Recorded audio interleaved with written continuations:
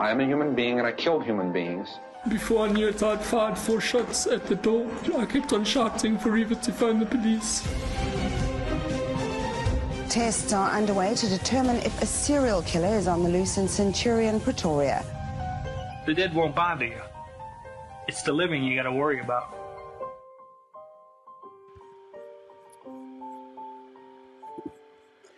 Good evening, folks. Welcome once again to Profiler Africa. And tonight we are welcoming a broader audience as well.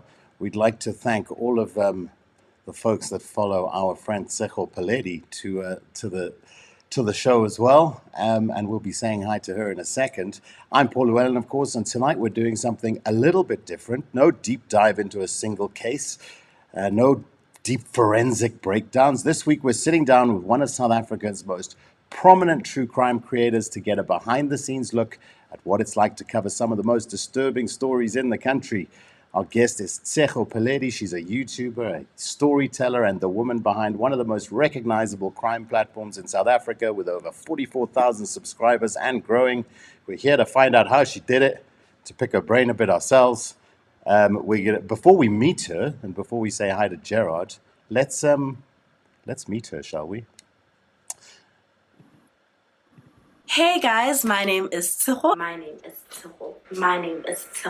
And welcome to my channel, Telling the Told and Untold, where I cover true crime cases. So if that's something you're interested in, please do check out my channel so you can see all the different types of cases I have covered and will continue to cover, as well as my facial expressions.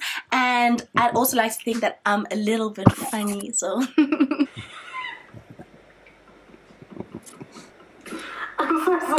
respectfully. So if that's something that you're interested in, I highly suggest that you please check out my channel and become a part of our little true crime family.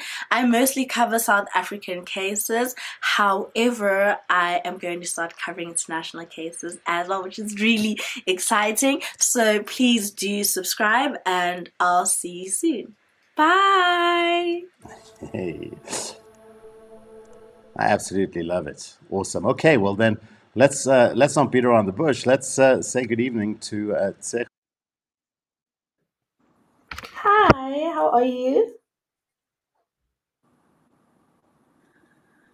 Great. Welcome. Great to have you here.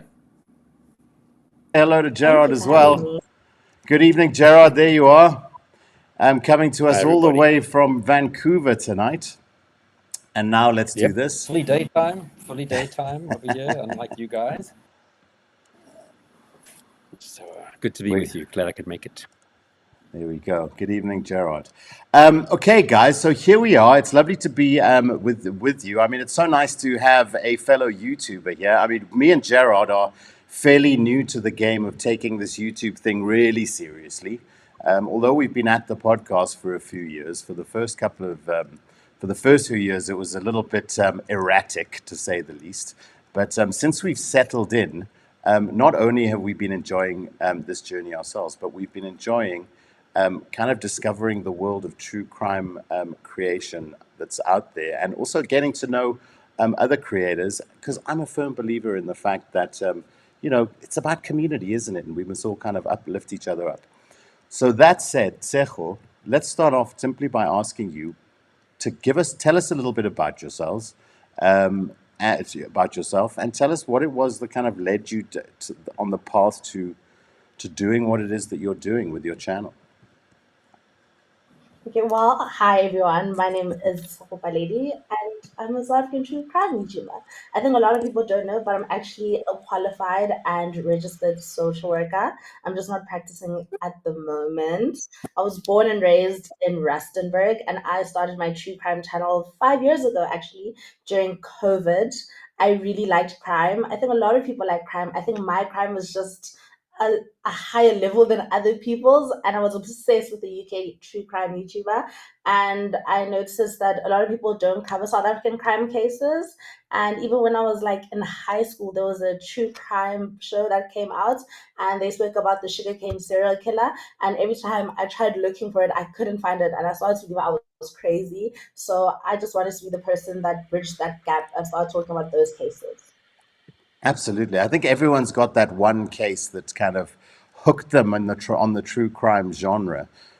Mine was actually the Stuart Wilkin case, when I was in the Eastern Cape in the 90s. What was it for you, Gerard? Well, I mean, what kind of Sure. got I mean, you interested other than being a student of all this? I guess the first big South African case that kind of intrigued me, was probably the Norwood serial murder, because that was sort of, end of my high school, early varsity days, given my way, was kind of one of the big ones that kind of was in the news, that was being covered. There was a fair amount of footage on the news about it in, say, 1992, when the case kind of really broke. So I think that was really what made it something South African for me. Before that, it was always like you think of these weird stuff as always been outside of South Africa. So yeah, probably the Norwood guy, to be honest with you. Yeah. Yeah, for sure. True. What was it that motivated you to start a channel specifically on YouTube on this particular? I mean, or was it YouTube? What platforms were you drawn to, and where did you actually start building an audience? I don't know if people, I think a lot of people talk about digital content creating, and there's a lot of people out there doing it, but there's a lot that goes, and we've been experiencing that, a lot that goes into just getting it set up, being in the right places, understanding all the different platforms and how they best kind of complement one another. What was your kind of path to finding, where your voice was best fitted, where your voice best fitted for you? Well, I think like how I mentioned, how I was obsessed with a UK true crime YouTuber, and then I was a bit Okay. scared to start on YouTube. I think a lot of people are scared because there's so much work that goes into it. And I remember I told like a former friend, like, "Hey, I want to start a YouTube channel," and then they kind of just like laughed at me, and that really demotivated me. And I got myself a ring light. COVID happened. I was home, so much time, and I just decided to start. I remember I spoke to my brother about it, and he had a graphic designer friend who designed my logo for me. And then after that, I just started. I feel like if you don't start, if you keep telling yourself you're going to keep doing it, then you'll never do it. And you just have to like jump in and just try your best. I did a ton of research about thumbnails, just how YouTube worked. And I just started. And at first, I really didn't get a lot of views. I think the most views I'd get would probably be like 100. But that was enough for me. Every Saturday night, me and my mom would sit down at the table and I'll tell her about this case. And then she'll tell me, okay, don't tell them this, don't explain this. They can go do their own research. And then I'd film Saturday nights, edit throughout the morning. And then Sunday, 2 p.m., I'd post. And that was just my COVID life. And then I just blew up one day. Yeah, I mean, it's quite a range of skills that you need if you're kind of doing the lion's share of the work yourself.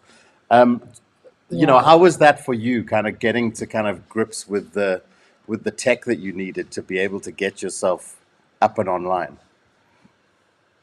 It was just a bit tough, but I feel like whatever you have, you just start. Whether it's like, even if you don't have ring light, just take your phone. If you can find a free editing app, and you just learn as you go. I think a lot of people will look at my videos from the beginning, and then you compare them to now, and they're completely different. But you're just constantly learning and growing, and if you don't put in that effort, then you won't be better. Yeah, And sorry, Jared.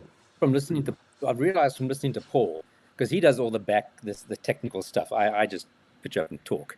There's a lot to it. It's not just, yes, you can do it, and I think many people just start their way, put up something on YouTube every now and then, but there's a lot of like science, and if you want to use that word, or technical stuff behind it about when you post, how to increase your Yeah. views, how to do this, the algorithms. Have you kind of gotten into that, or have you just kind of just carried on doing what you do, and you don't really pay attention to the more technical side of how to really tweak your show?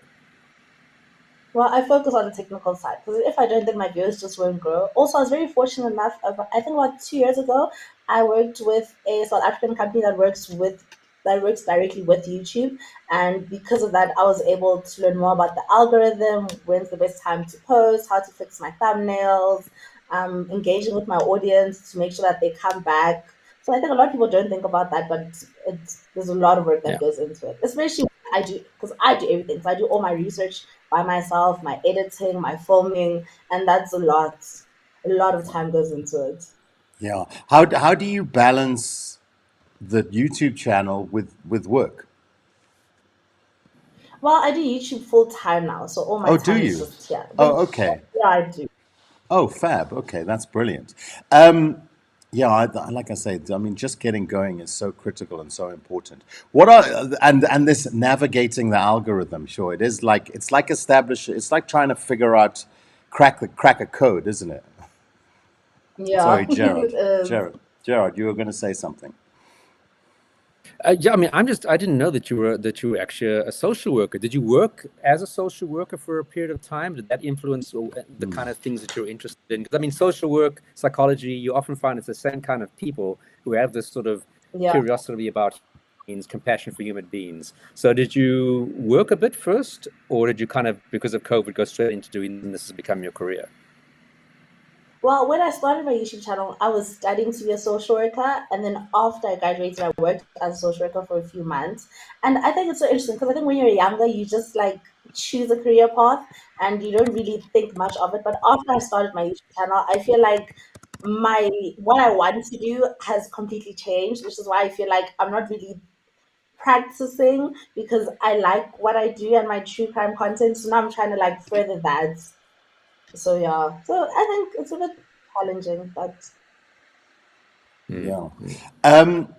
How I mean, when did you get to the point where you were like, okay, I can do this now, as this can be my full-time gig? I mean, how long did that take you to get to that point? And what was it like making that decision? I think okay, because I wasn't really happy at my job with my job, so I decided to leave and resign. So it was just the next step, the most logical step to take, because I was already filming and everything, but I wasn't as consistent. So I just saw this as an opportunity to be more consistent I'm doing and just to increase the amount of videos that I post. And hopefully, with that, my channel will grow and will be better than it was. So I'm still figuring that out. I'm learning every week as it goes. But yeah, I Yeah. think it's doing well so far. Yeah, I do think you have to be like a student of the algorithm. And I mean, I'm starting to kind of get used to some of the language around this stuff, but you know, because it's evolved. I mean, as I understand, you know, 10 years ago it was more about just straight up how many views you're getting, you know, how Yeah. many people are coming to visit. But now there's a lot more sense, from what I understand. You know, it takes into account a lot more how long people are staying, how much engagement you're getting, are people commenting on your content, are they watching for for a lengthy duration. So the better engagement that you can get, then that seems to be the part of the secret sauce that's as it's evolving. That's Yeah, true. yeah. Talk And about you've been sorry. around for Paul, you've been around for 5 years. I mean, that's a Yeah. long time, Yeah. and to be consistent around, because I think you interviewed me, was in 2021 with my first book, or early Yeah, it 2022. was. I think that's you've been around. Yeah, It's like a fantastic. And I mean, I know some of the circle people moment comment. now. Speak about you and rave about you. And then like you sent me your profile of Africa 2 book to do a giveaway. And I even inserted a video that you sent me for my subscribers. So now it's speaking to it's literally like a full circle moment. I was telling my mom, I was like, I hope I don't like fangirl because I'm so excited. It's always great to help, and I think that's what we like about our channel is we try to support and promote other people. We don't have a view that we mustn't tell anybody about other people's shows because then they won't watch our show, and that's just such a narrow-minded. So people like you and Nicole Engelbrecht and other people to kind of celebrate what we have in South Africa, whether it's the people with the techie hits the tar type of thing, or the people telling stories. Because it's really nice to be able to just promote and celebrate other people's successes also. Yeah. On Yeah, that, what is your take on the different kind of on the range of crime that is out there? What crime content? What do you enjoy and what don't you enjoy? Do you have like where's your preference at? What are your thoughts on the landscape of content in the crime space? well, I think for me, I just really enjoy podcasts. I listen to a lot of podcasts and YouTubers. That's the main thing I watch. Sometimes I watch like a lot of Netflix documentaries because sometimes they can be like a bit controversial, like the Dharma Netflix show. So that's really just what I focus on, what I really enjoy.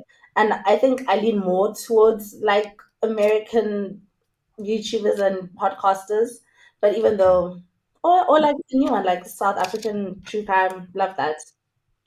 Yeah, well, I mean, there hasn't been a huge amount of variety, from a Yeah, South that's African true. or an African point, and that's kind of growing now. So I think it does seem, it's nice that there is more variety out there for folks. What about how do you? I mean, I want to talk about two things. One is how has your content kind of fundamentally evolved over the years, and how do you find, where's your focus now? What are what are your priorities right now? I mean, I think those are good enough. I won't ask the third part. I'll get there. But yeah, so yeah. Tell us how your content's evolved and where's your focus kind of now today from a content point of view. Well, I think my content is really like it's just really similar. I think also what's very challenging with South African crime in particular is that when people research cases, you get the same information. So there's not a lot of information out there, and that's what you'll find that's very similar with a lot of other true crime YouTubers, especially in South Africa.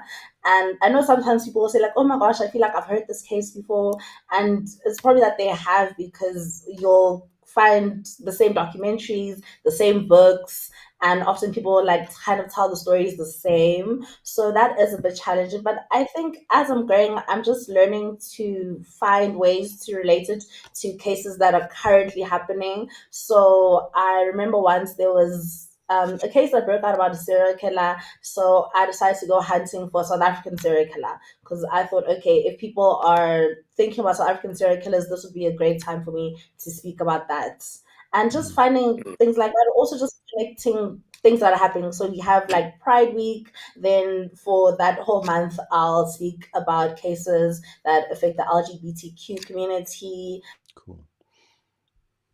GBV cases, and just try and find things to relate in that time. Okay. Which Awesome. which cases have surprised you? I mean, we always do cases. We think this case is really going to be popular. Sometimes it's not. Have there been cases that you've done that you really were surprised by the response and the feedback and how popular it was? Because maybe for you it was like, well, it's interesting, but not the most. I think the my most watched actually is Ananas Mate, and I hadn't even heard about him, and that case like blew up. I think I'm almost on 200K views, and I was Wow. so surprised that people were really interested in that. So that was just interesting. And I think like the one that's least watched is I found a case recently about a guy who was just like killing people, and he said a Dokoloshi helped him, and I thought that would do really really well, but it didn't do well at all. So I think sometimes like that, like sometimes you'll think something will blow up and it doesn't blow up, and something that you kind of just like forget about, that will surprise you the most. And I mean, Yeah. Ananas Mate was the early 2000s, wasn't it? So it's not even a recent case. It's an old case. I Yeah. remember that from my time. Interesting. It's very interesting. Guys, I just want to invite everyone that's joined us to watch along to please drop your questions into the chat. Of course, we always invite you to please subscribe to the channel and subscribe to Tshego's channel as well, please, tonight, guys. So make sure that if you haven't already, you're subscribed to both of us. It does help us to grow and be able to do this more sustainably. And also, like I say, drop your questions in the chat, and I'll start looking at those now, and we'll drop some of those into the conversation as well. I guess we started talking a little bit about what are some of the cases that have really stood out for you in your time that you've been doing this. Let's go into that. What are some of the more standout cases for you that you've covered, and why? I think Jack Mohale, I did that recently. That's my most recent case. And I watched your guys' video on it, where you did like, I think it was like an hour and a half video. I watched the whole thing, and how you said how you expected, like, how most people didn't know that there was a serial killer in the West End. So I just wanted to pick your brain about that, like why you think most people didn't know about it, or why it wasn't as big of a case as it was. Because even when you try and find information about him, it's very limited. It's interesting because you find like, so Jack, for the people, he was killing sort of near Lenasia, that part of Soweto, the N12, along the N12 highway, and I think it's because some cases from the moment it happens, it's in the media, and it's in the media while it's under investigation. It's in the media when we catch the guy. So they become prominent in the media attention.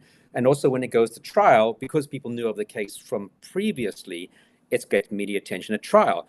But Jack was one of those cases where he wasn't at all in the media. And I don't think it was even in the news at the time that there was a serial, really, at the time, if I recall correctly. And this is probably, 2007-ish, I think, off the top of my head. So it wasn't like a case that was active in the media at the time of the investigation. And then he was kind of caught, and there wasn't much fanfare. And I think that's why it just didn't become a big case. So even when it went to trial, there was some media there.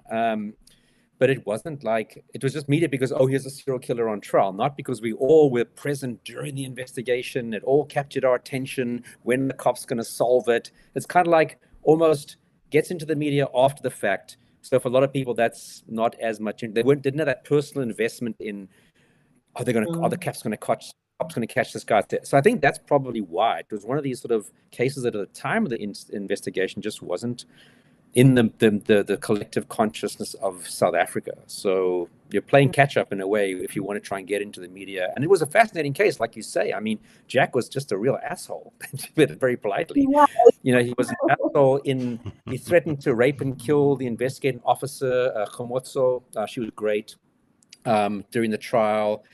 And he was much older than the average serial murderer, and he had a whole long history of, I think, you've done it more recently, so your facts are probably more accurate than mine. He'd been swindling people out of properties. He committed rapes when he was much younger. But I think at the time of the murder, he was in his 40s, which is quite unusual for serials. And if I recall correctly, at the trial, I testified doing the linkage analysis, if I recall correctly, because a lot of the bodies, I think, were found in a relative state of decomposition. So we had the same geographical area, the victimology, how we killed them, etc. So that was my role. I think, I don't even know if I testified at sentencing. I think I definitely testified about the linkage. And Tshego, I don't know if you know whether I testified at sentencing for him also. I'm not sure. I remember the judge mentioned that you had like a great profile against them. I remember that. Yeah, I think the judge was very positive. I think he was overall positive about the work the cops had done, which is always nice because you don't often get that feedback. So it was definitely, from a linkage point of view, one of those cases that we refer to as sort of a case law case, because there was a really, he'd referred to the Quarry case in the judgment, which was the previous trial when we used it successfully, the linkage evidence case, because the judge was quite glowing about the use of that behavioral linkage evidence in court. So that was pretty cool for that point of view, if anything. Yeah. It is quite interesting how our courts approach linkage evidence, linkage analysis, and what have you. Just elaborate a bit on that, Gerard, for folks that haven't kind of caught any of our previous discussions. In other parts of the world, maybe is it not maybe taken as seriously, or that doesn't have as much credibility? But in South Africa, it's common sense wins the day. Yeah. So basically, the linkage analysis is, whenever you have a serial, you don't always have forensic evidence linking case A and B, DNA or whatever. So during the investigation phase, you have to make a decision as what cases do we include as part of our investigation and which cases do we exclude. So it's used then during the investigation, but it's also can be used, and we have used it quite successfully at trial, where we prosecute the person on, say, like in the Quarry case, we had 16 murders, 8 we had some kind of physical evidence, whether it's cell phones recovered, DNA, or he did a confession or pointed out the scenes. But the other 8 cases we didn't have any of that, but we had very strong similarities. So then someone like me or Elmarie, who's still in the unit, would come and testify about, our opinion is that these are the work of the same individual. We can't say it's Jack or Jane, but it's the work of the same individual because of the similarities. And we've used that quite successfully in court. Now, why it isn't often used in America, for example, is because they have a jury system. And they feel that the jury might be unfairly swayed by the person giving the evidence. So if you have like an FBI profiler that comes with an automatic sort of level of status, and the jury might, as a bunch of lay people, might be inappropriately swayed to believe this person. Whereas in South Africa, because it's a judge or a magistrate, they're more used to analyzing and assessing evidence, whether it's credible or not. So I think that's one of the reasons why it's not as frequently used in jury countries, although it has been used to some degree. Absolutely. I just want to drop in a little, just for folks who are just tuning into the show. You're of course joined us here right on Profiler Africa, and you are also joining us on Tshego Paledi's YouTube channel. So yeah, just welcome everybody. Please do drop your questions. I'm going to start putting some of those up in a second. I just wanted to drop in a clip, though, just for folks who aren't familiar with the great content that Tshego does.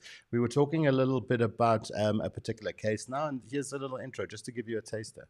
Jack Madumeza Mukhale was born in April 1967, and he attended high school right up until grade 12, but apparently he didn't complete the grade. However, some sources do say that he left school in grade 10. His family described him as a really good man, and there's not much known about him. What we do know is that at the time of this case, he did have 2 children who were both under the age of 10. And after he left school, within about 3 years, Jack Mukhale started his criminal career.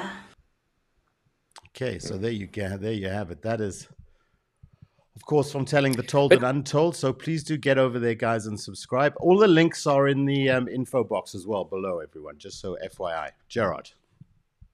So where do you mentioned the research. So where do you typically do your research? What are your common sources that you're going to use to put your story together? Yeah.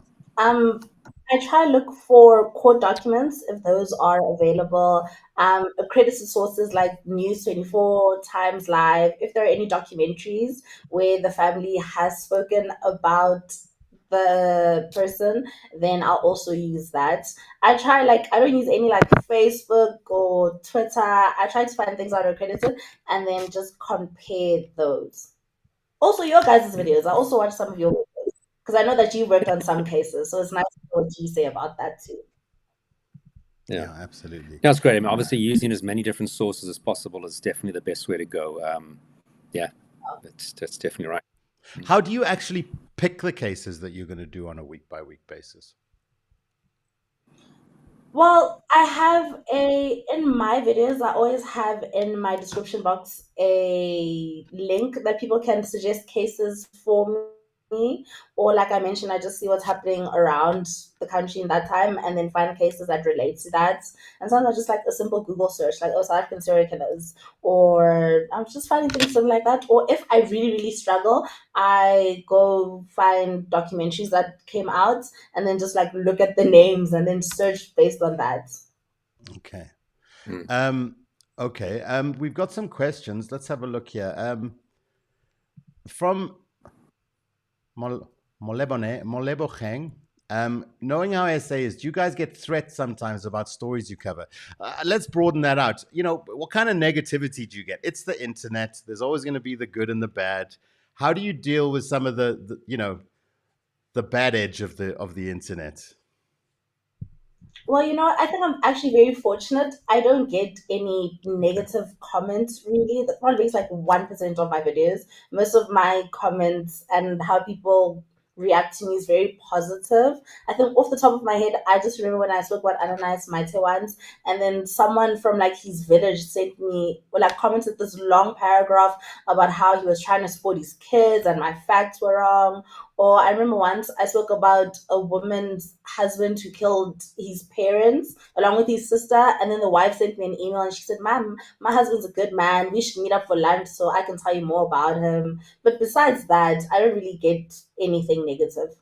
Okay, that's great. Yeah, I mean, I pretty much found the same as well.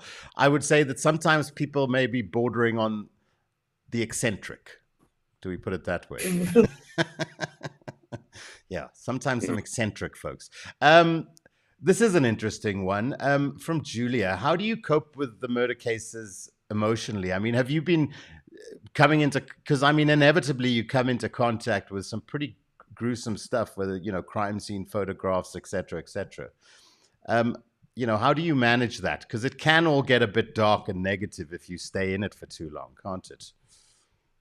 That's true. I think sometimes I do take a lot of breaks from my channel and just researching cases, especially if sometimes like you speak about like children or sometimes maybe even speaking about someone that's like my age and that can get a bit heavy. So I think just taking a break and stepping away from crime is always a good way to just like center yourself. Yeah, Balance. absolutely. Kind of an extension of that, what has been the heaviest or most difficult case to cover and why? I know you usually share content disclaimers for these cases, but some of them have been incredibly difficult to listen to. And I know, I mean, I've got one or two that really, you know, when you get talking about, you can feel you kind of, it kind of hits a nerve emotionally, you know. What are those cases for you? Recently I did sexual abuse and grooming in South African all boys schools, Mm. and one of the young boys took his own life, and I think that was hard for me because I have someone who I see as a younger brother who was the same age as him. So when you hear about something like that happening in a school where you think that children are protected, also I think because I studied social work and my passion is children, speaking about children is very difficult for me, and I often find myself like struggling to like record. I have to take breaks in between because in as much as we talk about cases and people forget that these are real people and these people have lives and have people that love them, it's I think it's just a bit challenging. Yeah. Yeah. I want to jump into some of the, you know, a little bit of a discussion about some of the ethics of what we do here. You know, the kinds of kind of content that we do. But before we do that, having mentioned the schoolboy story from Jojo, I watched Tshego's channel today on the sexual abuse on schoolboys. Why was the teacher from Parktown Boys not named? Why is his victim named but not the predator? Gerard, any thoughts on that? Is there any Well, reason? yeah, normally if it's a child, I guess under 18, the law defines someone as a child. You shouldn't be mentioning the name of the victim or suspect if he's under 18. Normally the offender, if it is they've been charged in court, they've arrested and appeared in court, then you can usually mention their name as an alleged suspect, obviously not as a convicted person. But if it's a incest kind of case, or when a father abused their own child, often they'll also say you can't mention dad's name because by implication you identify who the child is. So that's the general rules as far as I know. That one has to be just obviously cautious about those, and it's sometimes difficult because when you're doing, sometimes it's quite easy for something to slip out. So one has to be very conscious about not revealing. But for arrested people, it would usually be, like I said, once they've appeared in court after arrest, then it's essentially a public knowledge. Yeah. Okay. All right. Another question. I mean, we're just getting lots of nice questions coming in, so we're just going to go with this for a little while. From Nelisiwe, Tshego, in any of the cases you have covered, have you never wanted or wished you could interview the perpetrators as part of your research? And if so, who? Yeah. Who would you like to? Who would you like to be in a room with and pick their brain? Actually, I don't want to be in a room with any of them because they Okay. actually scare me, and I don't know if I'll be able to ask the right questions. So I'm okay with just watching people do that. With the reporter. Okay.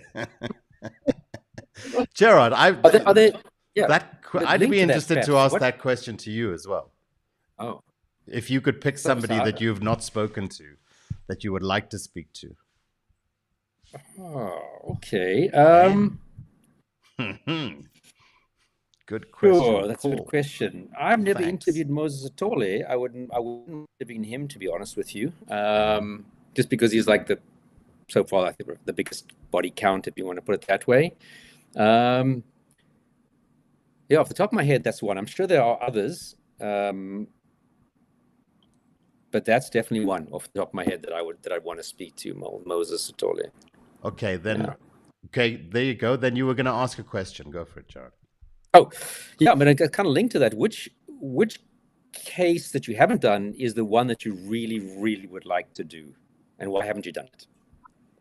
I want to do Senzo Mewe, but my mom is very iffy about that because she says like people disappear and people die, and then she's just like, "You're not touching that case." Okay. I would love to do that. Yeah. And of the current cases that are out there that are still perhaps not yet ready to be put into a show, are there any that you think I really want to cover this one in my channel when it's finalized?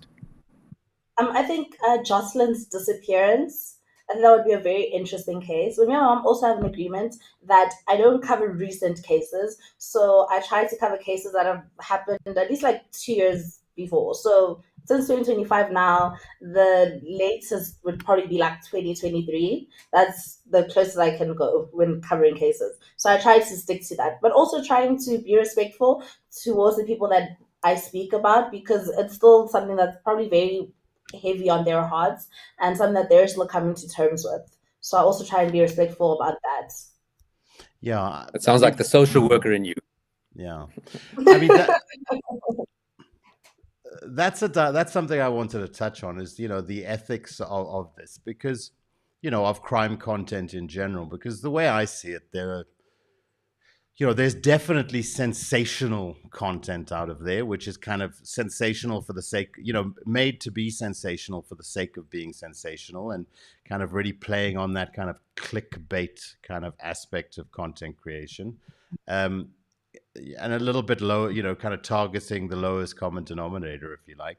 But then at the same time, there's a lot of value in talking about the types of crimes that are going on from a perspective of, they're interesting stories, and I think we have a natural we're kind of drawn to this kind of human drama.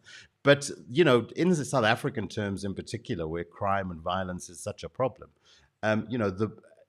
it's a good way to communicate some of the challenges we have in the country through an interesting story. Thoughts? Tshego, where do you stand on the ethics of what it is that we do? Where do you draw the lines for yourself?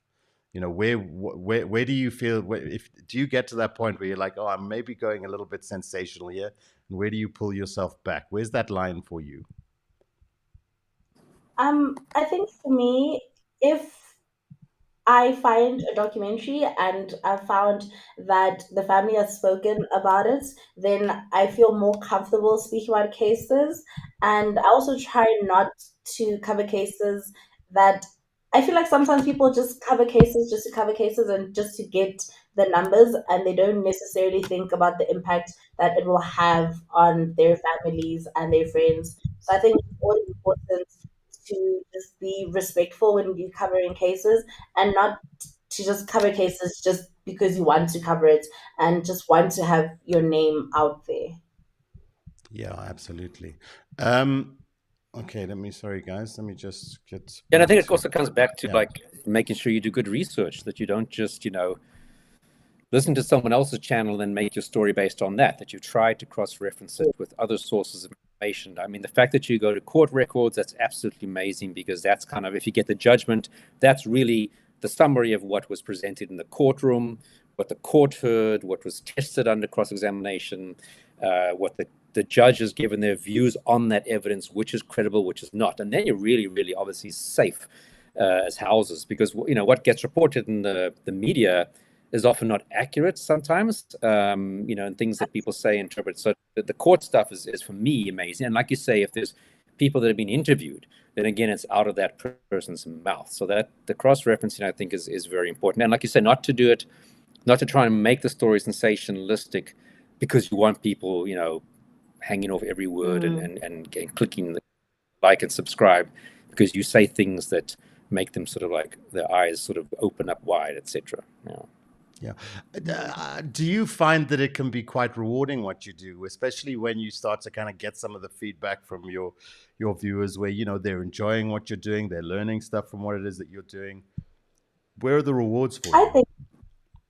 I remember someone once commented that they started watching my channel when I first started in 2020, and then she said that she went on to study law. Sometimes I've had family members or friends comment and say thank you so much for sharing the story and for like telling people what happened. So that's very rewarding when people appreciate what you're doing and just have positive things to say about it.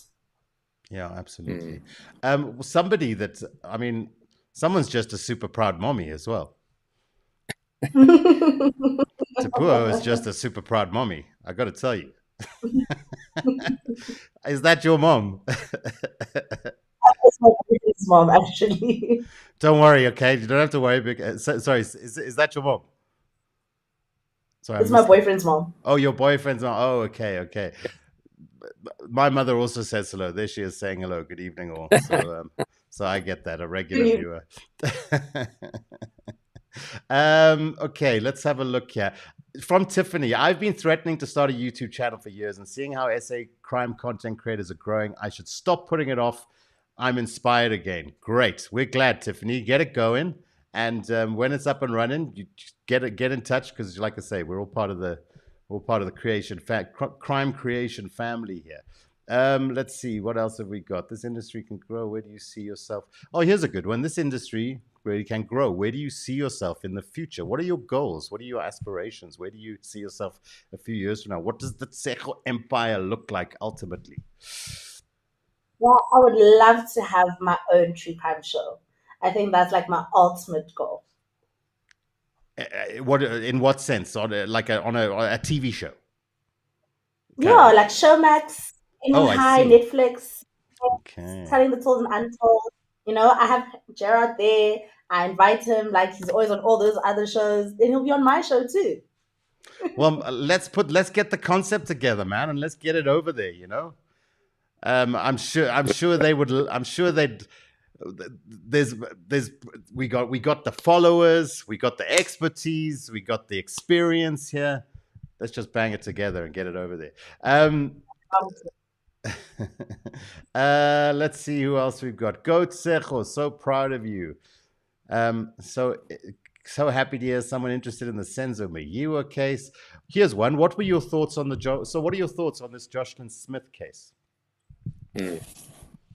Which has been in the news a lot lately.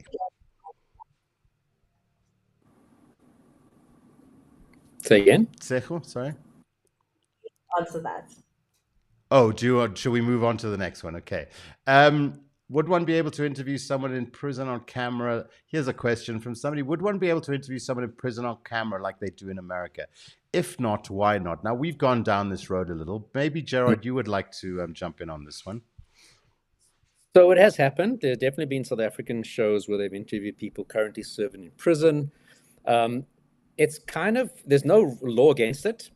It's kind of really, honestly, up to correctional services attitude at that point in time when you happen to be asking. So some people have been successful and they've interviewed in prison. Some people haven't, and they haven't. I think it's less often that I'm hearing nowadays that correctional services is allowing people to do interviews with prisoners. It's obviously still ultimately the prisoner's choice. So even if correctional services, yes, in principle, we don't mind you guys coming to do it, it has to be the consent of that particular person to participate. So I don't know whether correctional services tends just to say no because they're scared of any camera in our prison, because our prisons are not nice. They're not functioning great. And as you've heard, we had people faking people's deaths and escaping prison and corruption. So I do think they're always going to be overly anxious about what could you expose about their prison that isn't working functionally. And I'd probably say that's probably the biggest reason why they're reluctant to let journalists in to interview people in the prison context. But technically, it is actually possible. I think it would be great if they allowed that more often, but yeah, that's just us.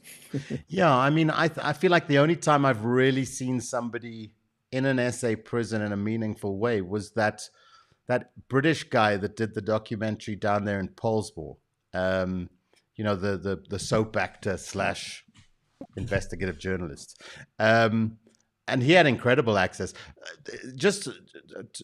Is there an issue, Gerard, that the disconnect between, the investigators and the police around the case and then correctional services as well? Because I remember back in the day when I was a young guy trying to do a crime documentary in my early 20s, that we kind of made good traction with getting the police's the investigators buy-in.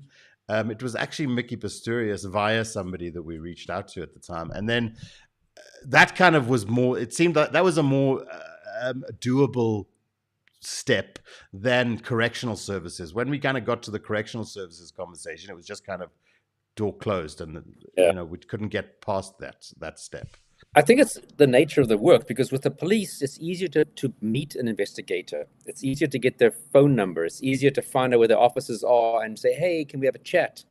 Whereas correctional services, like it's all behind the prison or it's all at the head office building. Where do we even start to have that conversation with someone? So I think it's because the police are just more accessible due to the nature of their work, that you could get that opportunity to approach the detective like at court, when the guys appearing in court, you can, hey, detective so-and-so. And so you have the access to just get the conversation going, where in correctional services, you don't. Okay, fair enough. For those of us, for anyone that might have just jumped onto the live stream but has been joining us on the show, you are, of course, we're doing something really fun tonight. We're simulcasting both on Profiler Africa and on Tshego Paledi's channel, Telling the Told and Untold, which you can check out right here at Tshego Paledi. So if you just hit that into your YouTube search bar, you will pop up. Also, all the information with all the various links, etc., are down in the info box. If you just expand that, do hit subscribe, do hit like if you're enjoying the conversation, and hit that bell if you want to get notifications for when any of us post new content.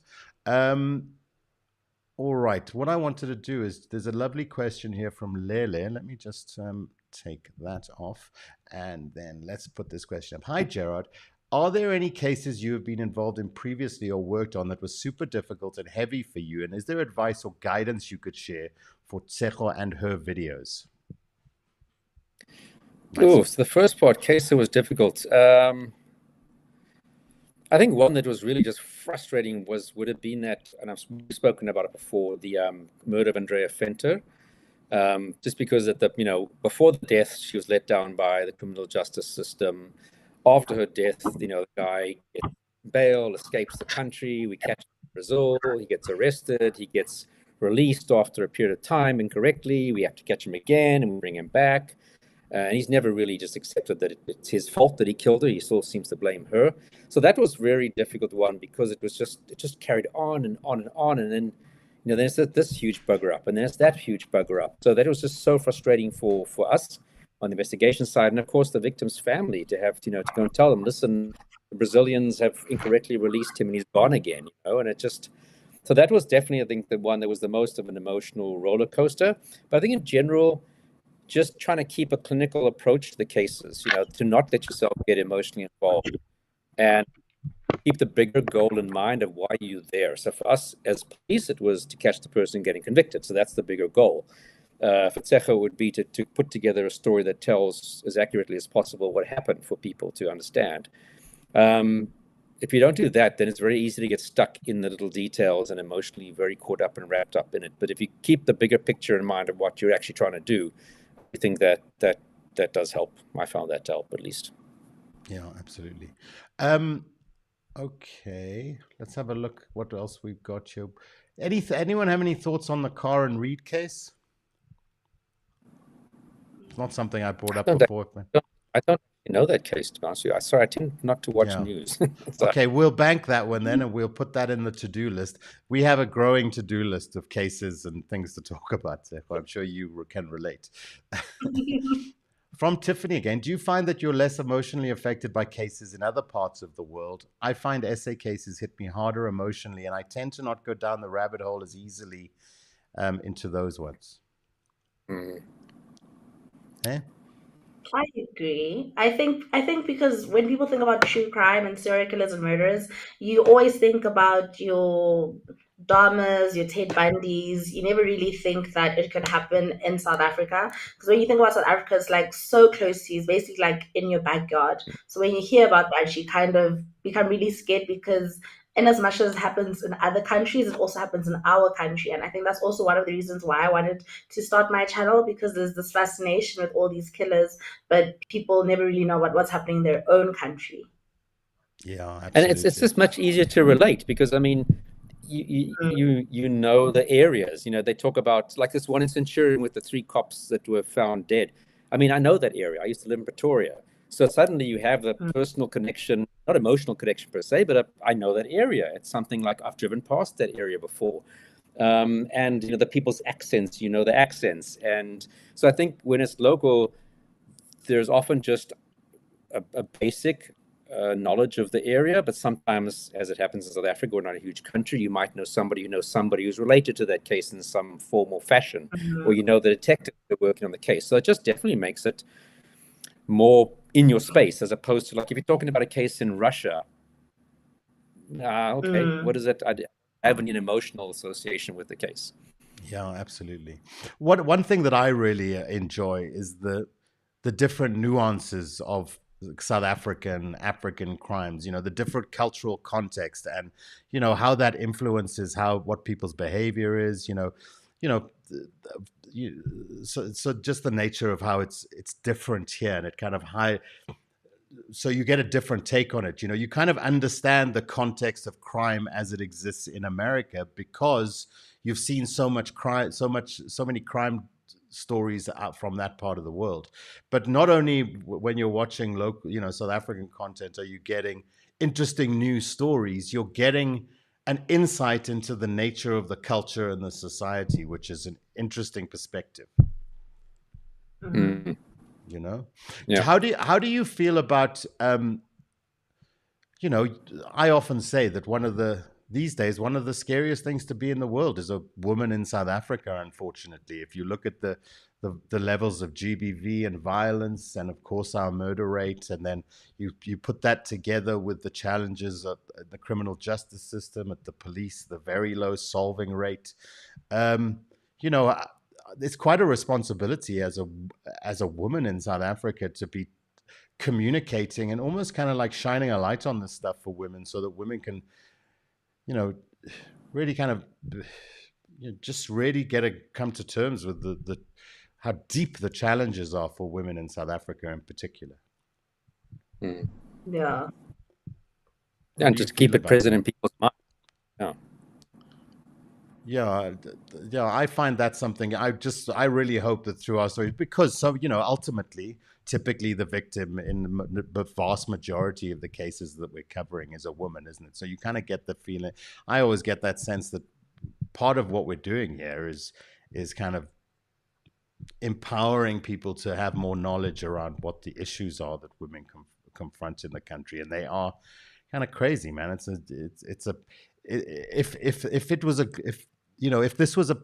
pandemic numbers, that's kind of the reality. It's like a pandemic of crime, which is scary. Yeah, that's true. From Sarah, found your channel last weekend and loving your content, but even more the accents and expressions. Been living in Luxembourg for 12 years and hearing Bucky and Lani are a breath of fresh air. Well, sweet, my butt. We smaak je stukkend en it's lekker to have you here. Super proud of you, Tshego.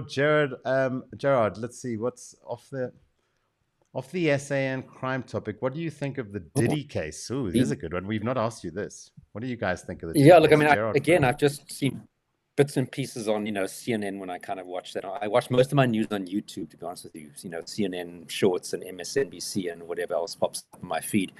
Look, I mean, I'm not surprised that anybody can do anything. The fact that you're really rich and famous and can have any woman you want doesn't mean you're not going to have unusual interests and stuff that might be criminal in its nature. So definitely interesting to see how it's going to play out.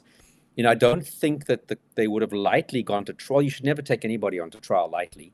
But I think when you do have a guy who's a multi-millionaire, who's going to have the top lawyers representing him, you're even more cautious before you decide to go ahead on trial. And I know that we're doing jury selection now this week, and that's usually like literally just before they're going to start the trial.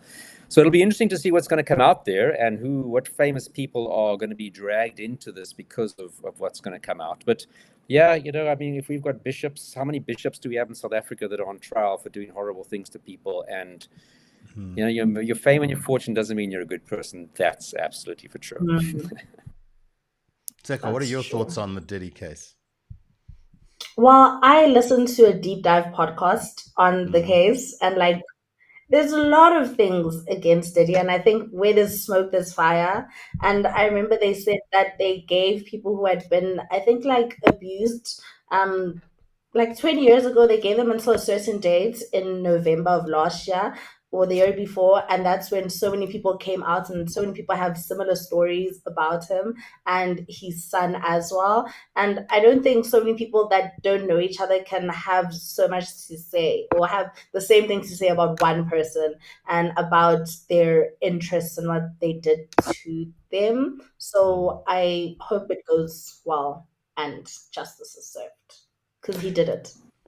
Yeah, look, the one thing that I find interesting with these cases is, as a media guy, is these are extremely high profile cases. And going back to the OJ trial, which I remember where I was, when OJ was found not guilty. It's like, it's up there, Diana, OJ, 9/11, those big things where you remember where you were.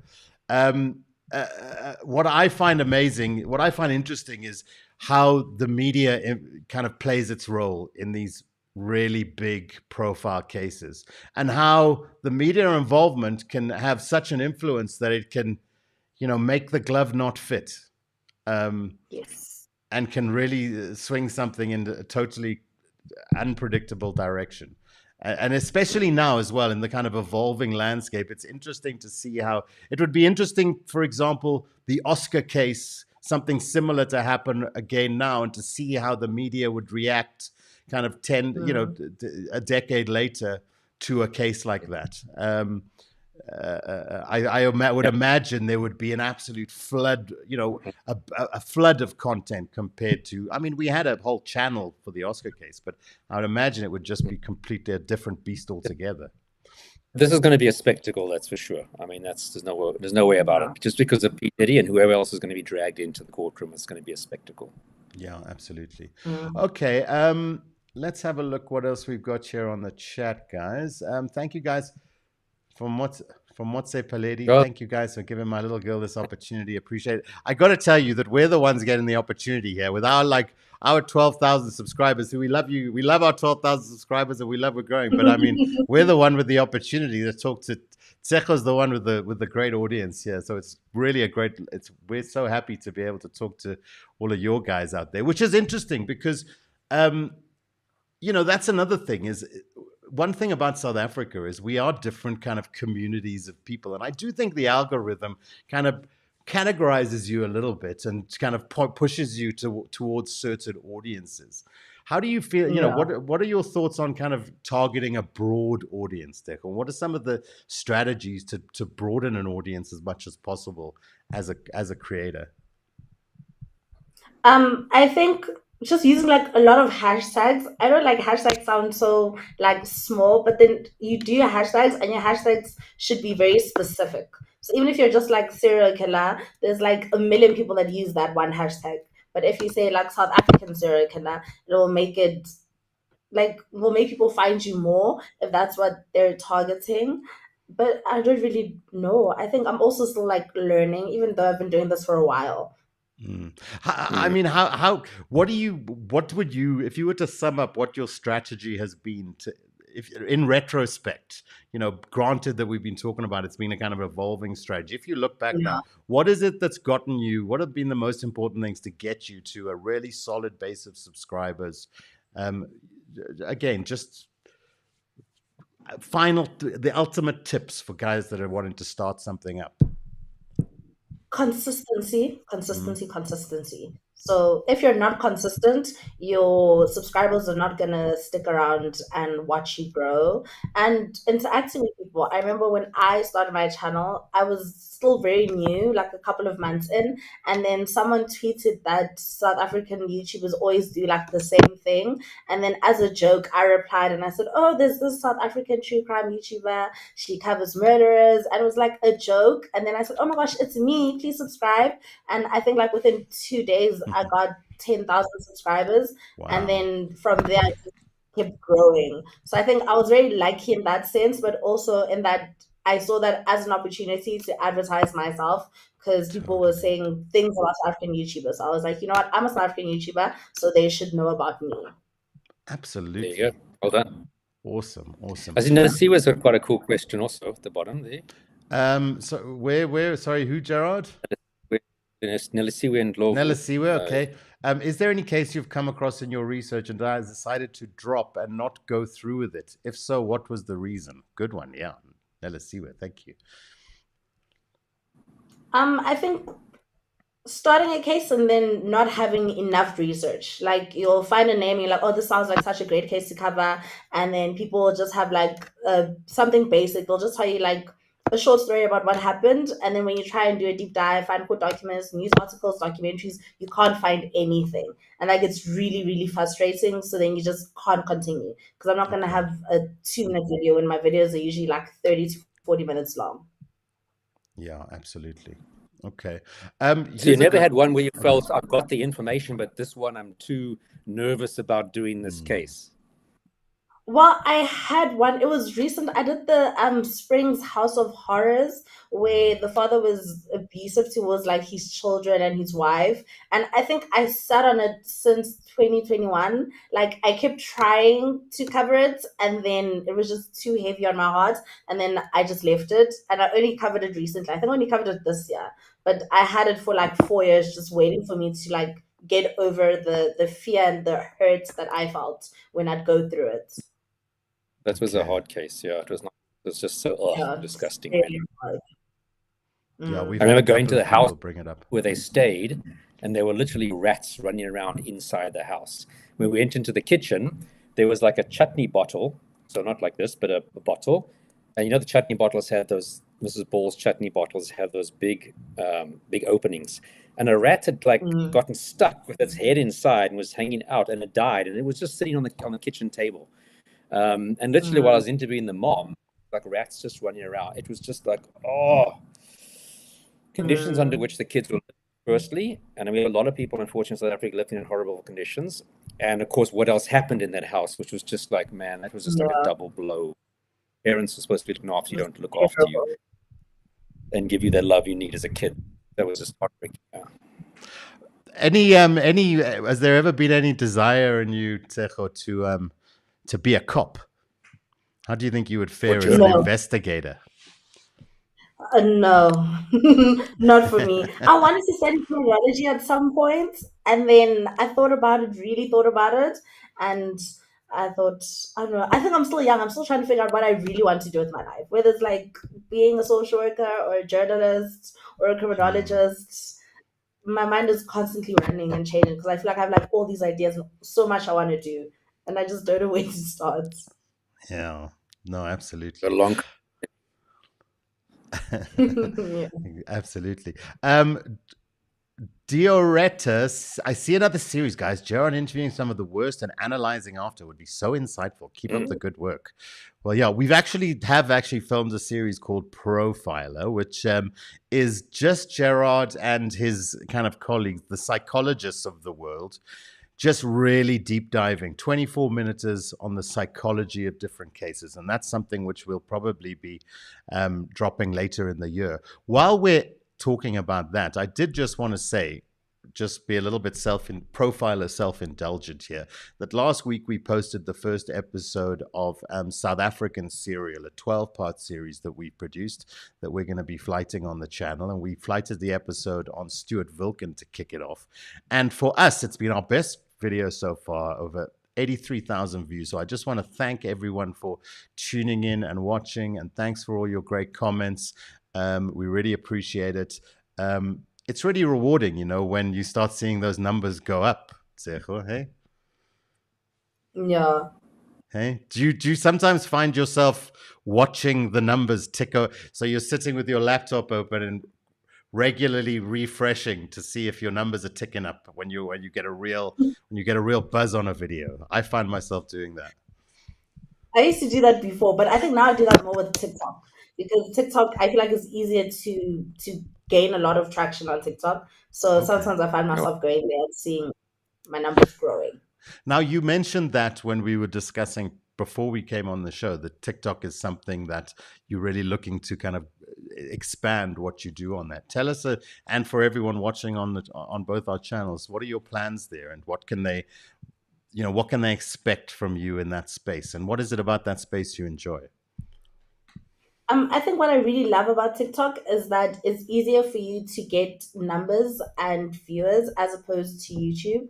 So in my 5 years on YouTube and my 45,000 subscribers, I think I have over 3 million views.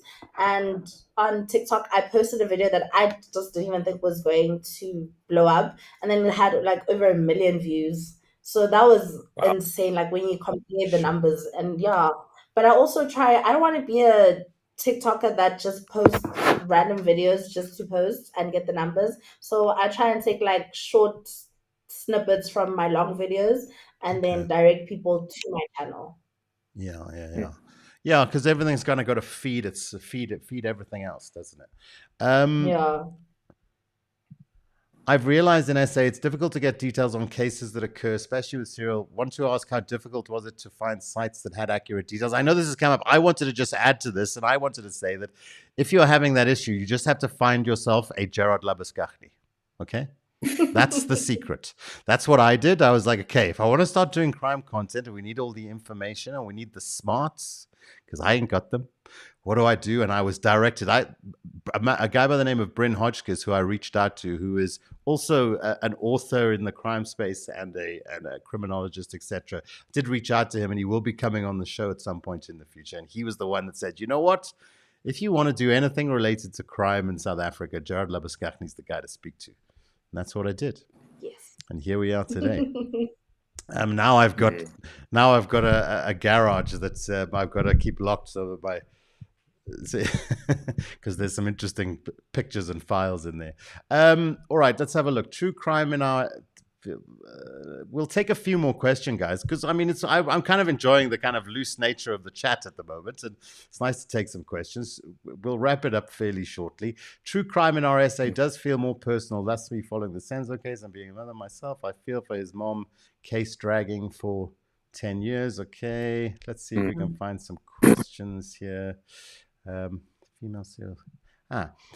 Are there any female serial killer cases that Gerard or Tshego have investigated or researched? You guys are doing great work. Local is lacquer. What are some of the interesting female killer cases that we can point people at, guys? I recently covered South Africa's youngest female killer. I think she was young. I think maybe she was 14 years old, and she just found two random men in the street, and she asked them to kill her grandmother. And then yeah, then they killed her grandmother, and then she was arrested. But she was so young. I think she didn't even go to prison, if I'm not mistaken. And now she's out with a life and a child and a husband. So I think that was quite interesting because she was so young. So everyone just didn't understand how she managed to just go like see these two men and just like beg them to kill her grandmother, and they just did it because she asked them to. Gerard? Yeah, look, I mean, in my time, I'm trying to think if I worked on any female serials. I can't think offhand that I did. But I mean, obviously, someone like Rosemary Ndlovu, very fascinating case. We have another lady on trial now for doing something similar to what Rosemary Ndlovu did. We had, obviously, people talk about Daisy Nemelker, who is believed to have killed quite a few people, but only was convicted on one murder, her son. Ted Buerter wrote a very good book about that case, and that's worth reading. So yeah, it's always interesting because we just don't think, women to be violent, and let alone serially violent. So it's those are quite fascinating. But thankfully not a lot I of them. just remembered a recent case I did on TikTok. It was like a very short video, and it was a lady who killed her one boyfriend with her one boyfriend. Like, okay, she had two boyfriends, and then she killed the one boyfriend because she believed that he infected her with HIV, and then she told her boyfriend, and then they killed him together. And then after a couple of years, that boyfriend was threatening her, so then she killed him and then made the son bury him in the same graveyard. And then after that, the son was threatening to tell the police. So then she killed her one son as well. So I think that was very interesting. And I don't think it's that known because even the information is very limited. But that was interesting. Yeah, definitely.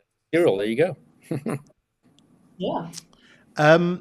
Other creators that you how has it been? Have you been connecting with other local crime creators? Tell us a little bit about the community. I mean, we're starting to, we know a few guys, and we're kind of starting to branch out more and more and get to know everyone. But anyone that you've connected with, any other channels that you can recommend for people?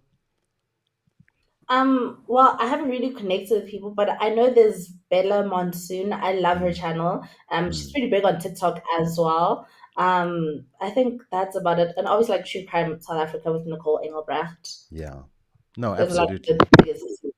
Yeah, I mean, since our new iteration, we haven't had Nicole on since we did the previous version of the podcast, so we must invite her, Gerard. And same with Bella Monsoon. I mean, maybe sometime in the future there's an opportunity for us to do a whole panel discussion. We get all of us on one chat, and we do a stream together and to do something collaborative. I think that would be cool. Let's put that on the to-do list as well. All right. Guys, I mean, we've spoken about it a lot in the last hour and 11 minutes. Any questions? Any questions for Gerard, Tshego? Anything that you? I have a few. I wrote them down. I want to see. Yeah, let's go. Let's go.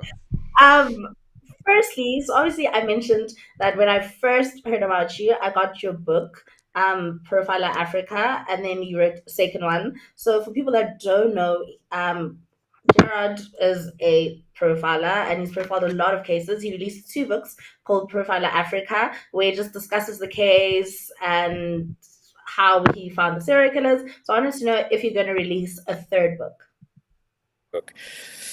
Oh, there's definitely enough cases to talk about for a 3rd book, but at this point, there's no 3rd book on the table. So I can't say it won't ever happen, but there's not one actively in the process. Yeah. You should think about it. What about like less and not an anthology? Yeah, focus on a single case. That's what we want to see, Gerard. Do like a deep dive into a single case. That's the one, Gerard. The problem is that if you have a book that's got 8 chapters and each chapter is a different case, then if people don't like 1 or 2 of the stories, but they like the other 6 or 7, they're going to like the book. But if you've got one case and they don't like it, then the whole book's terrible. So that's what makes me anxious about put all your eggs in one basket, so to speak, if you talk about one particular case. I don't know.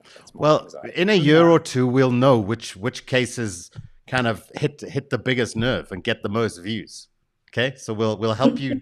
We'll help you make that decision. We'll make it a bit of a We'll give ourselves a bit of time, but whatever gets us over the 1 million views mark, okay, on a video, maybe we go with that one. Hey, Gerard. Yeah, carry on, Tshego. More questions for Gerard. Let's go. I want to ask about the parole system in South Africa, because I've gotten a lot of questions about that, where people will be sentenced for like life imprisonment plus 144 years, and then after 25 years they receive parole, and people always wonder like why is that the case? Like, for example, like Jack Mogale should be released, I think soon, like 2034 if I'm not mistaken, and the judge put a note to say that he should not come out and he should probably die in prison, but chances are that he will be released. So why is that the case? So the easiest way to understand parole in South Africa is whether it's a life sentence or not. So if it's not a life sentence, and you get, say, 5 years, 10 years, 15 years, then you will start to have parole hearings halfway through. So if you get a 10-year sentence at 5 years, you start to have parole hearings. If you don't get parole, you'll have one maybe a year later, and another year later. So you still, even if you do get parole halfway through, you're still technically serving your sentence, but you're serving it outside in the community with restrictions. If you bugger up those restrictions, you get pulled back into prison, and you'll continue to serve the remainder of your full 10 years in prison. So basically, if it's not a life sentence, halfway through, you're not definitely going to get parole, but you start to have parole hearings. For life sentenced people, your what they call the minimum detention period is 25 years. Now, that doesn't mean at 25 years you walk out, that your sentence is expiring in 25 years' time. Your sentence is over your head till the day you die. But at 25 years on a life sentence, you'll start to have your own parole hearings, and probably every year or 2 afterwards, you'll have the next one and your next one and your next one. So again, if you do get it the first or second, third time that you have a parole hearing, you get conditions, and you're out in the community serving the remainder of that life sentence. If you ever mess up, They pull you right back inside, and you continue serving your sentence, but inside. So when you get life plus 150 years, those 150 years mean absolutely nothing. It's the life sentence which is going to determine when you're going to have your parole hearings. That's the shortest version. I have a little add-on to that. Something I've never thought to ask is there somewhere you can go to see where different cases are at in the parole process? Like what cases are coming up for a parole hearing, for example?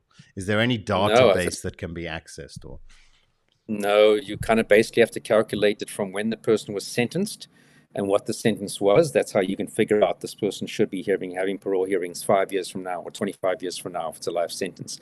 But there's no place you can go and say, this guy, when is he up for parole? I want to speak at the parole hearing, I want to contribute something. No, there should be, but there is not.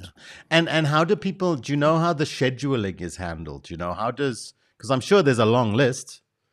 Who makes that list?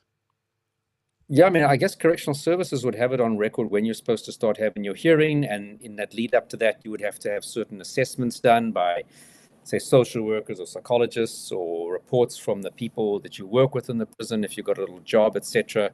And all of that would be prepared for that parole hearing. Yeah. It seems like good information to be in the public space would be, a database where you could go and see what cases are coming up, et cetera, so that if it's a case that you were personally involved in, maybe a family member, and it's now 25 years later, somewhere where you can go just to check in.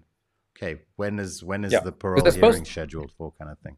They're supposed to, for example, approach family members. They can come and be present at the parole hearing or say something.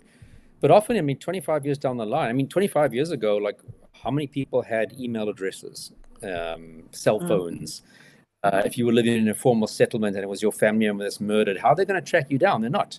So there should be, in my opinion, a system where you can log in, you register on the Correctional Services database as a civilian, and this is the guy's name, ID number, and you can actually put on that system, this is my current phone number, I want to be notified, I am a family member, I would like to participate in the hearing. But there is no such system. So often these things, the families aren't even aware that the person's coming up for parole, or that there's been a parole hearing. Yeah. Somebody did ask the question, anyone that was referred to an institution for life rather than prison, Gerard. I want to just broaden that question out as well, seeing as we're just talking about the parole system and just what sentencing looks like in South Africa. What are some of the exceptions when, mental health starts to come into the picture? Yeah. The only place you can serve a sentence, in other words, the court has given you X amount of years, whether it's 5 years or a life sentence, the only place you can serve that is in a prison. The only way you can get into a place like Westkoppies or Sterkfontein, which are psychiatric hospitals, is if in the procedures of the trial, they found that you weren't criminally responsible because the voices told you to stab someone. Then the trial stops, you don't get found guilty. You are then sent to Sterkfontein or Westkoppies or Valkenburg in Cape Town, and you're not sent there as a punishment. Because remember, we can't punish you if we can't hold you accountable for your actions. You're sent to a place like Westkoppies or Sterkfontein or Valkenburg for treatment. So although we know you might have killed 1 or 2 people because the voices in your head told you to do so, you've been for assessment, that's what the court has found, you will then be in Sterkfontein or Westkoppies until you're healed. Now, that could be in a year's time, and then you can be released back into society. Or if you never come right, you can be there for 15 years, 20 years. You can be there your whole life because you're going there for treatment, not as a form of punishment. Okay. But if you, for example, are sentenced to like 10 years or life, while in prison you become mentally ill, you will be treated in prison for your mental illness. There's nowhere they can transfer you out of the prison system to Sterkfontein to treat your mental illness that is now developed. Okay, great. Well, I think that was a very good. I think that's a cut and paste, like 5 minutes on the parole system, guys. We'll make that into a short. So there you go. You're basically like a little lecture on it. Tshego, more. Have you got a couple more questions for Gerard? Yeah, I do. I have one. I wanted to ask, what makes the criminal landscape in South Africa unique compared to other countries? I know that you've once mentioned about like South African serial killers. What makes them a bit different from? Oh, do you know what just happened, Did you lose Tshego? him? We just lost. What? We just lost Gerard for a second, but he'll come back on. It's live. It's live, so we got to roll with the punches. Let's see if he's back. There he is. Yes. Hello, I Gerard. don't know what happened. Gerard's. We didn't mention that you're not. We didn't mention that you're in a different hemisphere. Yeah. So that is worth pointing out. So it's been great that the connection hasn't cut out prior to that. Where were we? Yeah. Question. Sorry, Talking about the yes. criminal landscape, what makes it unique, right? So I know you mentioned once about South African serial killers, is that often South African serial killers will try different methods of killing their victims, and that sometimes makes it a bit more challenging to find them. So I know that's like one example of how it's a bit different compared to like other countries. So do you have like other examples, or you can speak more on that? Yeah. Look, I think it's for everything from, our geographical landscape. Where do people commit crimes? Well, we have large open areas out in the veldt, and that's where your serials are killing their victims. Whereas in America, serials killing their victims in houses and dumping their bodies out in in other places. So that's one aspect which makes our crimes different. A lot of our offenders are, we have a huge unemployed population or low income population, and that, they don't have cars. So now you have to factor in your modus operandi, that you can't just plump a dead body into your car and drive it off into the desert.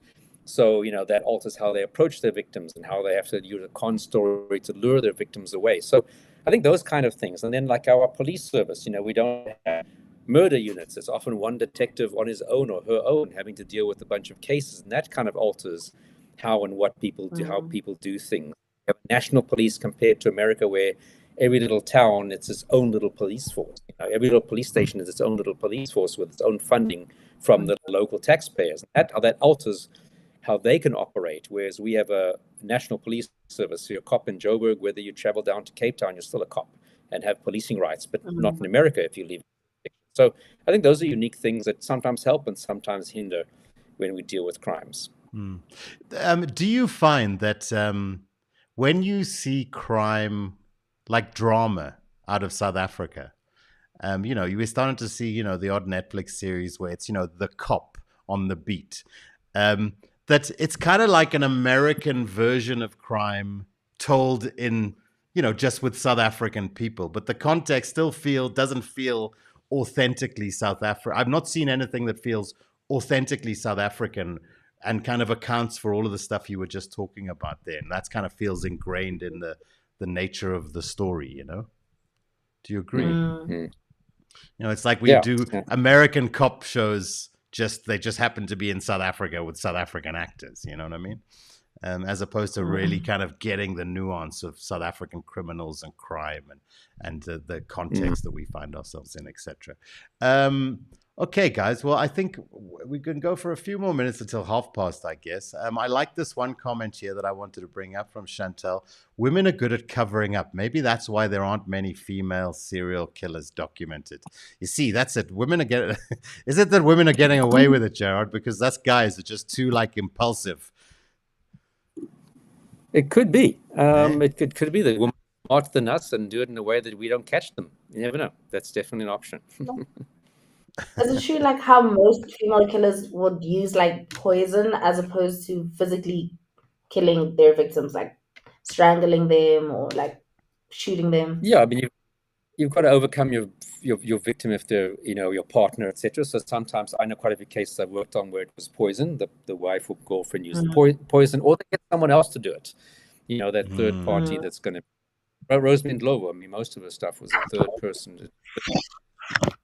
Yeah. Where do you stand on this, guys? Should the death penalty be reinstated, and which case should have been given if it was available? Well, especially the first part. I don't know if you want to bring up specific cases, but where do you stand on death penalty?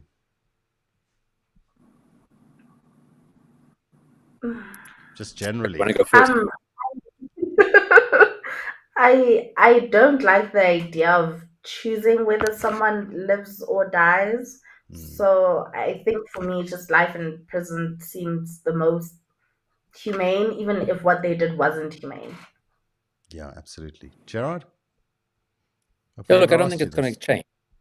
So I think our constitution is written in a way it'll take a lot to change it to allow death penalty. I can't see the government ever going that route. Also, you have to keep in mind, do you trust the criminal justice system to be working effectively? From the policing point of view, the magistrates, the judges, what are the levels of corruption? Because you can't undo a death penalty. Once you've hanged someone, that's it. You can't go back later and say, "Oops, we made a mistake." Yeah. And also, it's been shown that it doesn't necessarily drop your crime rates. It's never going to stop things like intimate partner murders, because those are just about intense emotions, and people at those point in time often just don't care about the outcomes. And also, if we don't think we're going to get caught, you can have a punishment where you get pulled apart by horses, but if I don't think I'm going to get caught and convicted, it doesn't mean anything to me. So it's a whole complicated question that you'd have to have a whole bunch of things working properly for it to even have any kind of impact. And it would still probably have quite a lot of murders. For what kinds of crimes, which was the other question, personally, I think rape. You should get the death sentence if you rape someone. That's my personal view. And for some murders, yeah. Okay. My stance is just that I feel like we've maybe evolved beyond that as a species, and we can dream of. I say we shoot people into space. That's something like that. Somebody can get Elon proud. Make something, do something proudly South African space ejector system. Lauren says death penalty. Who would you trust to make that decision? And I think that is, it is the fallibility of humanity in the mix. Makes it a lot more complicated, doesn't it? Do we have a sexual offender list for the public to view? No. It's only accessible for schools who need to employ someone. There's very limited access to that. I think there was discussion about making it public access, but at this point, no. We've had a couple of people ask about the Thabo Bester case. Just your thoughts on that, Gerard. Here did an interview with Thabo Bester. Will he be able to do a follow-up outside of SAPS? Would you be able to... I'd love to. Whether his attorneys would let me near him, I seriously doubt it. I've had quite strong views about Thabo in the few times I've been interviewed about his case.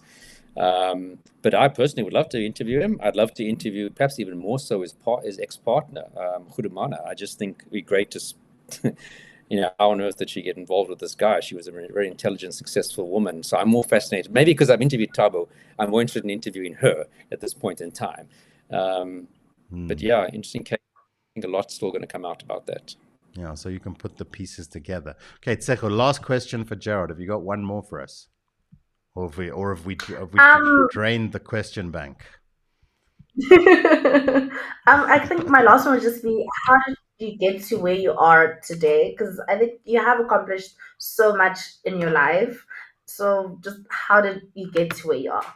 And anything that you think will help me in some way. Yeah. Hard work, luck, always continue to try and learn, and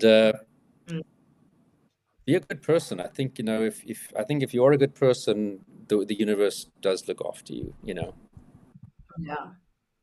Simple. Okay. Thank you. Absolutely. Wow, great, man. I love this. I'm really enjoying this. Is a first for all of us, isn't it? And it's just nice to kind of, it's something we have this thing in common, that we're trying to tell interesting stories to people, and it's just so nice to connect and talk about that, and to talk about the subjects that the subject that we're so interested in, and just how we can all be kind of successful together, and how we can deliver a great product to the audiences out there, etc. On that, I did mention earlier, thank you so much for watching the Stuart Vilken episode. You can check it out on Profiler Africa on the channel. Please do go and see it if you haven't. It's a great 50-minute look at the case. This week, we will be dropping another case. And just FYI, we're going to be, last week we released the episode for everyone. This week we'll be releasing, our members will get early access. So you'll be able to, so if you've signed up as a member, it's just R39.99. You can just hit join there, or you'll find it on the page. And then in a week's time, we'll be opening up that episode to the general public. So if you want early access, you're welcome to join us as a member and check out this week's case. Here's a little teaser. What this week's case will be.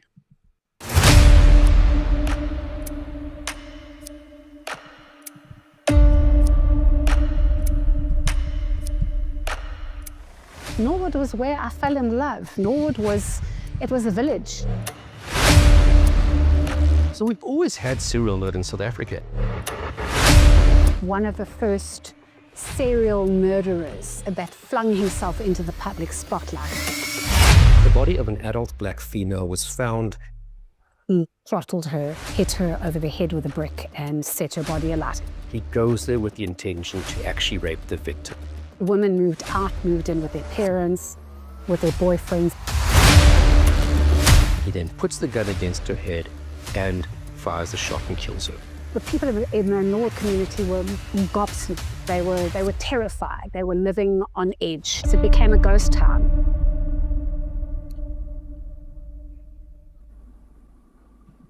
Okay, so guys, that'll be dropping this Thursday for our members.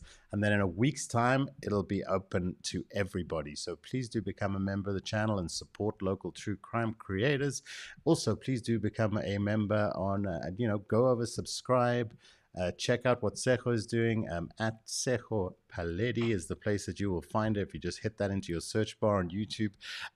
Gerard, the case that we're going to be playing this week, you had a little bit of, we're going to say goodbye to you because you got to get out of here. Quick sticks. Just your thoughts on the Norwood case. Just give us a little plug on what our viewers can expect from that story. I mean, you had... Yeah, it's a nice blast from the past, from a case that a lot of people heard of, but don't necessarily know the actual details. It was the early days before we really had the word serial murder in South Africa, before we had the investigative psychology section. And yeah, unique because he was a policeman at the time. So, and that was intimately wound into his cases and crimes. So that's quite fascinating. And I got to interview him years ago. So you got to interview him. Yeah, you did that as part of your research, as part of your studies. Yeah, that was back when you were a student, Gerard. And Mickey was kind of getting the forensic psychology unit up and running, I would imagine, around that time as well. No, he wasn't. Or a bit later, actually. Yeah, actually, you're right. He did that in 94. It does bridge an interesting period in South African history as well, that transition period. And interesting, we've spoken about on tonight's episode how the nature of crime is interesting contextually when you start looking at some of the nuance. If in the promo you saw one of the photographs of his first victim, who was a black domestic worker, neighbor to his parents' house, and you see there that the photographs were taken in black and white for the black victims, and they would use color photos for the white victims, because in those days the police wouldn't spend the money on processing color film for black victims. So some of those, again, dark but interesting kind of nuances that you come across in South African crime stories. Tshego, Gerard, you can jump off if you like. Thank you so much for joining us. I know you've got to get to stuff there, and I'll just... Yeah, enjoy it. Bring us back some... What are you bringing us back? Bring us back some ice skates or something. Maple syrup. Okay, maple syrup. There you go. I want one of those nice Mountie hats. I want to do the show in a Mountie hat. Bring us back something nice from Canada, okay? Travel safe there, Gerard. We'll see you... Being on the show. Thank you. Yeah, thanks, Gerard. Cheers, everybody. Okay, so there goes Gerard. Tshego, we'll just say goodnight to everyone quickly. Thank you so much for joining us. I've really enjoyed this. It's been really awesome. It's so nice to, like I say, it's great to be, we talk about wanting to be a part of the kind of content creation community. It's nice to actually start really enacting that. And I'm really excited about this idea of getting a bunch of us together and doing it. Every now and again, we do like a special where all of us just jump on and we chat and we talk crime, talk about current cases, talk about older cases, get some of Gerard's kind of, true crime nerd buddies on that know all the facts and everything, and we can pick their brains. That sounds very exciting. Just final words for anyone that's kind of catching, that hasn't yet subscribed to your channel, hasn't seen what it is that you do. What's that plug? What are people going to get? Why must people immediately head over to Tshego Paledi land? I feel like I should subscribe because I cover South African crime cases. I'm a Black woman in the true crime space, and it's been challenging to start. I think I do a really good job, and I have over 44,000 subscribers. I've been doing it for 5 years. I'm growing, and I hope you guys come along this journey with me as we continue to grow. And one day you'll find me on TV. Oh yeah. Oh yeah. Look, we're going to talk about that. Okay. We'll knock out. I'm good at knocking out TV concepts. Okay. So we'll put our heads together and see what we can put together. I've been doing lots of that for the last 25 years. Tshego, thank you so much. Thanks to everyone for watching across both channels. If you've not seen Profiler Africa before, we're also a place where you can check out great South African true crime stories. We do a live every Tuesday at 8 p.m. Where you can join in the chat, as you can see, and pose your questions. It's always interesting to pick Gerard's brain, and we have some great guests on here as well. Next week, we're going to be talking to a guy who is an arson expert in California. So we're going to be heading over to the States and speaking to one of America's top arson investigators. So I know that last week we said we were going to do that. This week I got a bit muddled up. That's going to be next week. So please do tune in for that. Like I say, subscribe to the channels. We appreciate you guys for watching. I am going to leave you guys with a clip from the episode that we are dropping on the Norwood serial killer of South African serial. The first episode on Stuart Vilken is available to stream right now. The Norwood episode will drop on Thursday and for our members, and then it'll be open to everyone a week from now. Thank you so much for a week after that. Thank you so much for tuning in. Thank you so much for joining us. Thank you, Tshego. We'll be seeing you again soon. It's been one of those, the one thing that happens is that we sometimes get people saying that I talk too much, and it's one of those nights where I've done more talking. Where I've done more talking than normal. Next week, I will revert to doing my best not to talk too much. Thanks, Tshego. Stay well, and we'll chat soon, okay? Thanks, everyone. Okay. Bye. Bye, guys. Okay, and here's a little clip from Norwood, guys, to tease the episode. At the time of the Norwood murder series, which really spanned from 1989 to 1992. The term serial killer had already become very much part of popular culture in America, for example, in Canada, in other countries, but it hadn't been part of popular culture in South Africa. So it was combustible. It was the people in the Norwood community were gobsmacked. They were terrified. They were living on edge. The Norwood killer was probably at the cusp, or towards the cusp, one of the first serial murderers that flung himself into the public spotlight over that time. So on the 12th of May, 1989, around about 9 o'clock in the morning, the body of an adult black female was found. She was found partially naked on the floor. The top half of her body and portions of the room had been set on fire, and the cause of death appeared to be strangulation and possibly also inhalation of smoke. She was 22. She was working as a domestic worker for neighbors of his parents, and he climbed over the wall and throttled her, hit her over the head with a brick, and set her body alight. Now, if you look at the police crime scene photograph in 1989, it was a black and white photograph. So what would happen is that black victims will be photographed with black and white film, and white victims will be photographed with colors film. So even you see a bit of the racial dynamics of South Africa at the time interplay in how the police would document crime scenes. He burned her. He might have had sex with her, and maybe he was embarrassed because he was a white cop and she was a black domestic worker.